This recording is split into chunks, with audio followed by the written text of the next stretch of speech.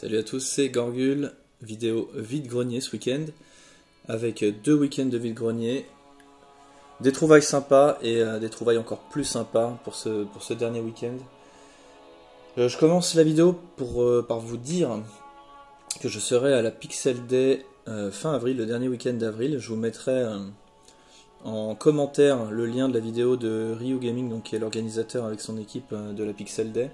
Donc pour ceux qui ne connaissent pas, très rapidement, c'est un événement, c'est une sorte de vide-grenier géant, mais que avec des jeux vidéo. Voilà, ça se passe en Belgique et vous aurez tous les détails pour ceux que ça intéresse en commentaire, voilà, via le lien de la vidéo de Ryu. Donc c'est parti, il y a 2 week-ends de vide-grenier. Un petit, on va dire, c'était le week-end dernier ou il y a 2 semaines plutôt. Et ce matin même, où j'ai été l'élu, ce matin j'ai été choisi clairement pour faire de belles trouvailles, ça faisait longtemps. Donc je commence par les semaines d'avant, tranquillement avec un jeu PS3, et je pense qu'il est un peu de Sunfade, The Eye of Judgment. Pourquoi j'ai pris ce jeu? Tout simplement parce que quand j'ai regardé, donc c'était un stand, c'était un revendeur de jeux, mais voilà, dans celui-ci on avait des cartes. Donc bon, il était pas cher le jeu, mais je trouvais que les cartes c'était assez sympa. Donc voilà, je l'ai pris. Je me suis pas encore renseigné sur ce jeu. Hop.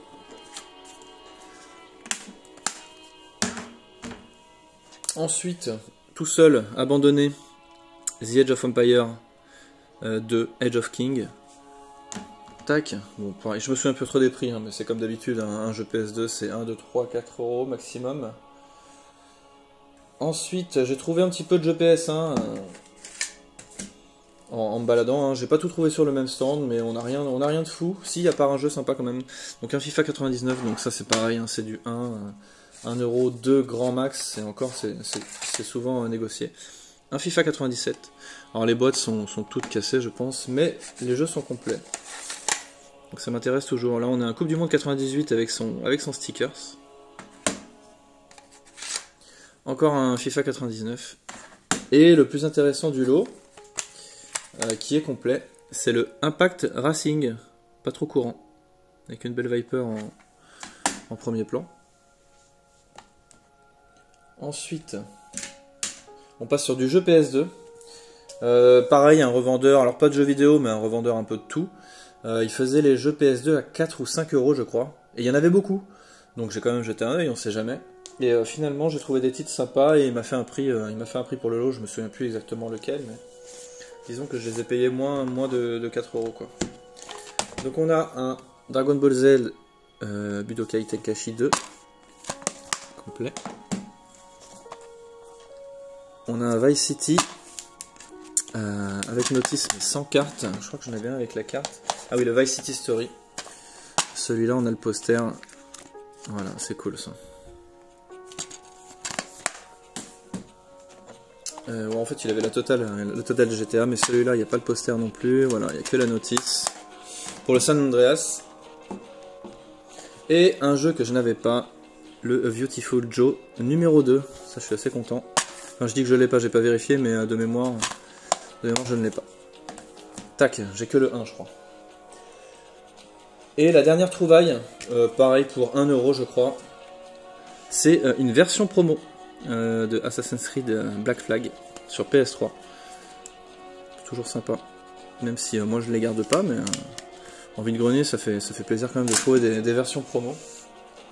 Donc voilà, c'est tout. Donc je m'étais levé pour ça, j'étais quand même content de ne pas rentrer bredouille, mais globalement pas de trouvailles de fou, même si le Impact Racing et ce petit Black Flag promo, et même le Beautiful Joe quand même sont des trouvailles qui m'ont fait plaisir. Et là on passe à ce matin. J'avais 3 petits vide-greniers, 2 ou 3 je crois. Et j'arrive sur le premier, il y avait quasiment personne. Aussi bien en exposant qu'en chineur. C'était très calme et franchement il y avait une dizaine d'exposants alors que c'était annoncé 150, mais bon, c'était trop tôt je pense, mais il n'y avait pas la queue. D'habitude il y a la queue, les voitures s'installent, etc. Là il n'y avait personne. Donc je me promène, je regarde les stands, je trouve pas grand chose.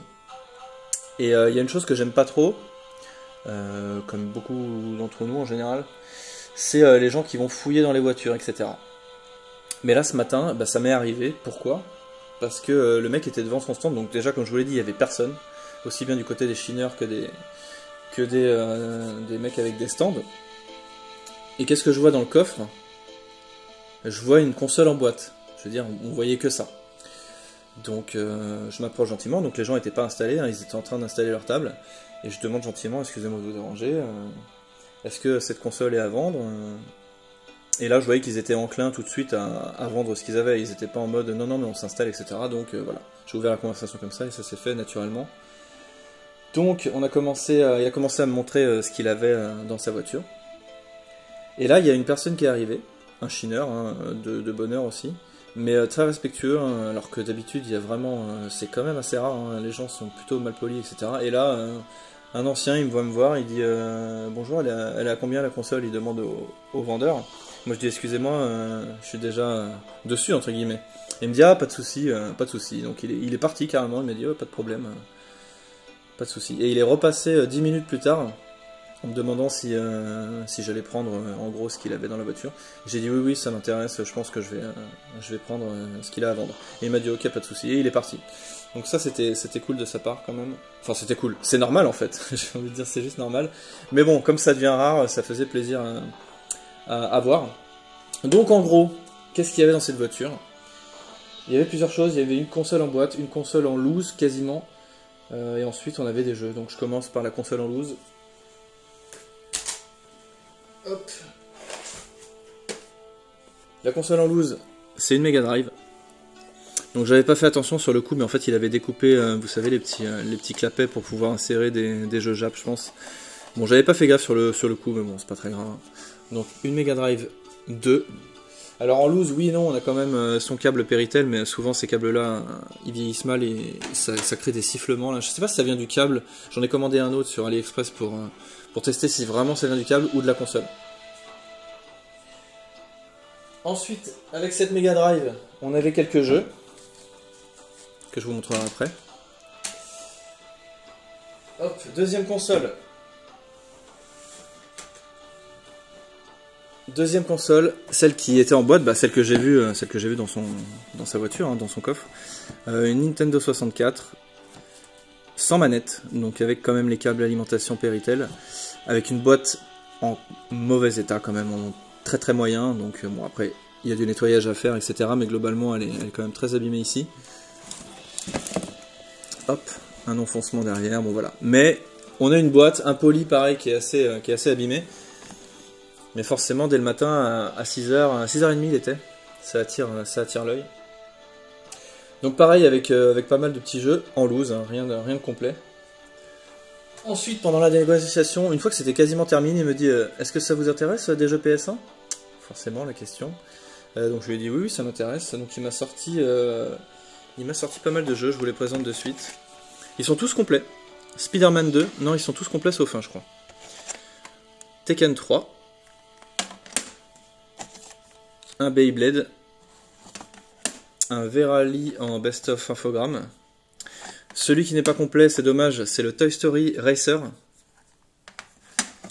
Ensuite, on a un Yu-Gi-Oh! Et un Men in Black The Series.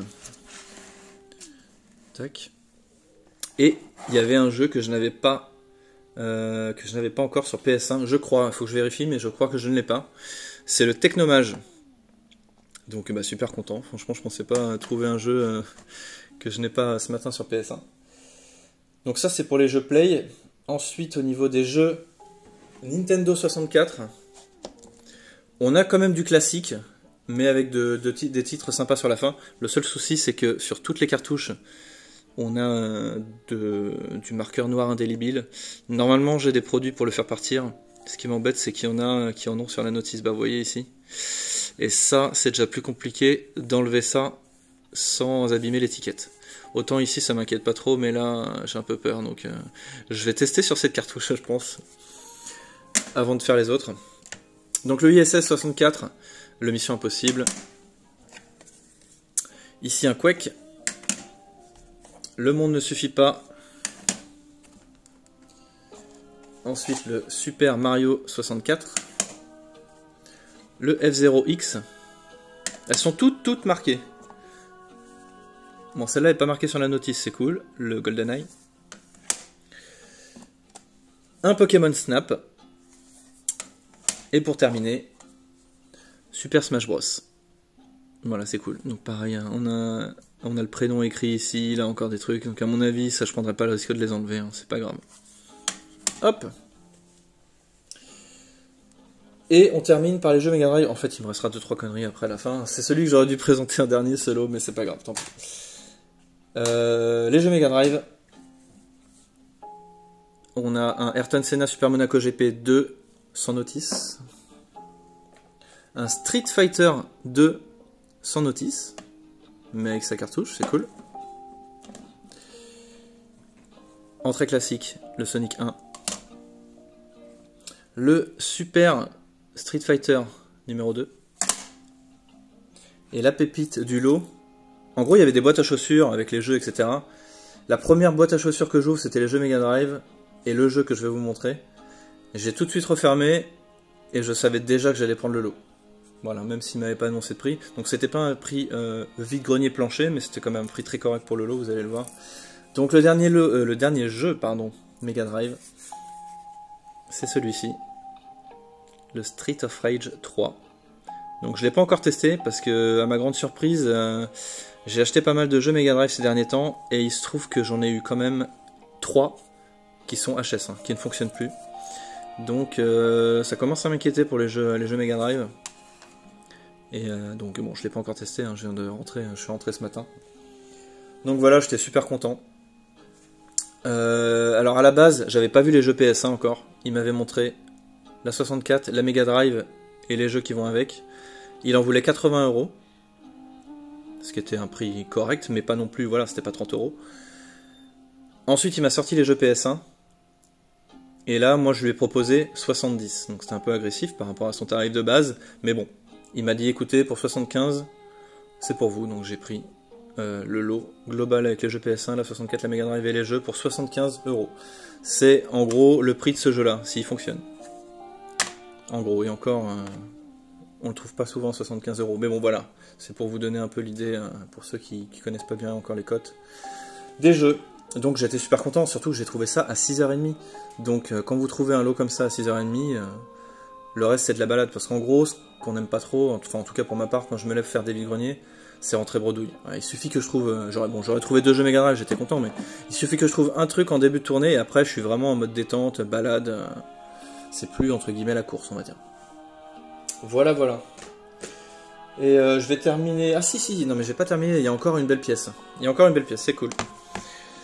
Là il y a une personne qui vendait des jeux PS2, un petit peu cher entre guillemets, donc je les ai pas pris, j'ai voulu négocier, il a pas voulu, donc j'ai reposé les jeux gentiment. Par contre j'ai pris ce Need for Speed Carbon, donc l'édition collector avec ce joli fourreau, et il manquait le jeu en fait, il y a le DVD bonus, mais il y a pas de jeu, donc il me l'a donné.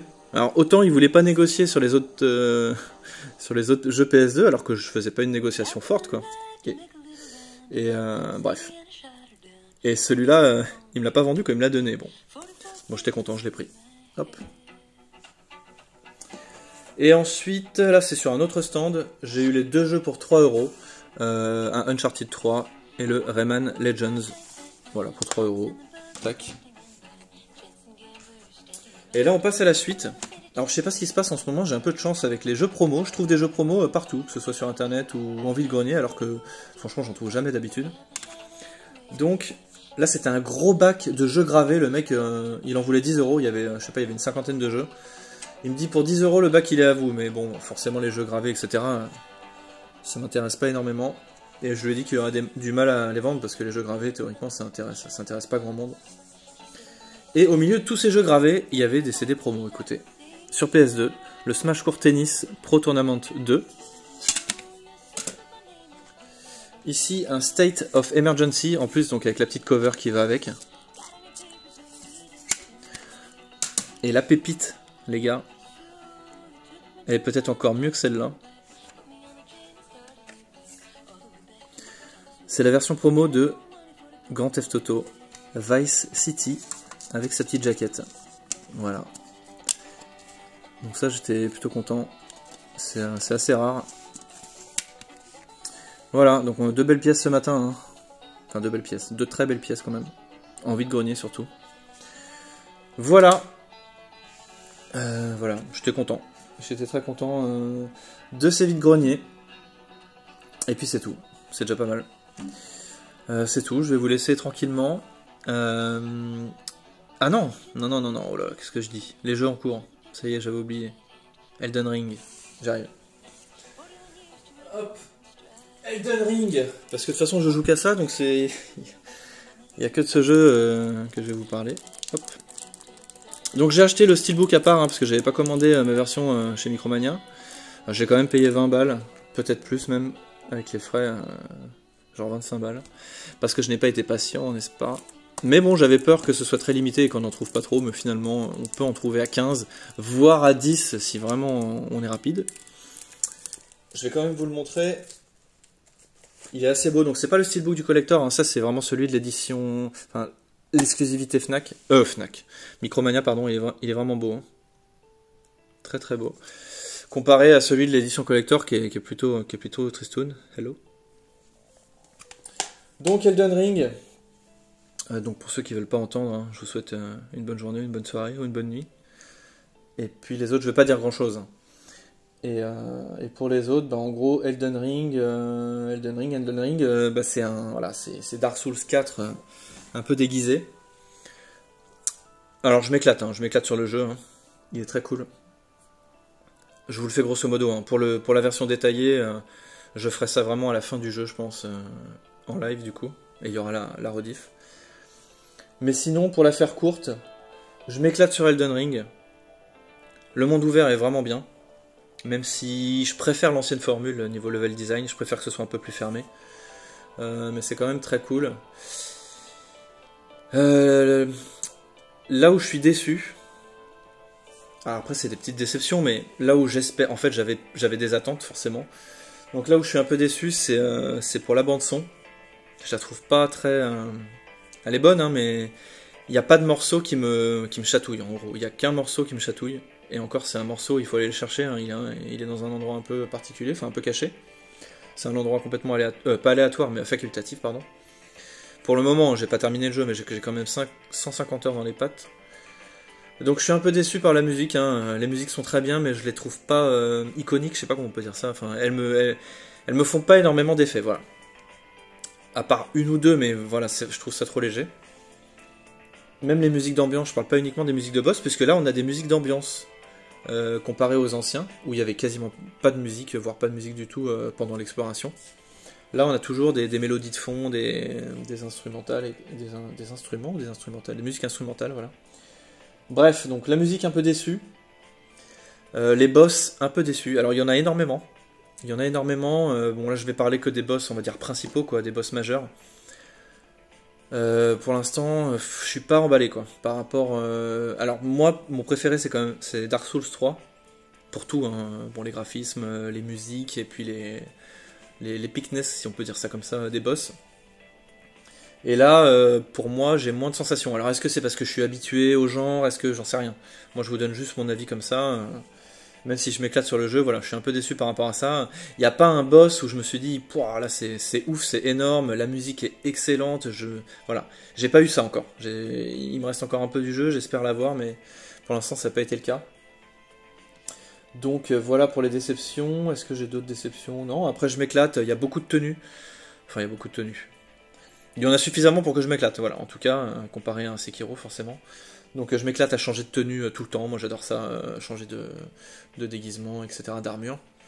Je me suis éclaté avec les armes aussi, j'ai changé énormément d'armes, j'ai essayé toutes les classes d'armes voilà, pendant le jeu. Bon là je suis un peu restreint parce que il me reste plus que 2 armes qui font assez de dégâts pour que je puisse avancer, on va dire. Donc maintenant j'utilise que les mêmes, mais pendant les 2 premiers tiers du jeu j'ai vraiment changé quasiment tous les streams.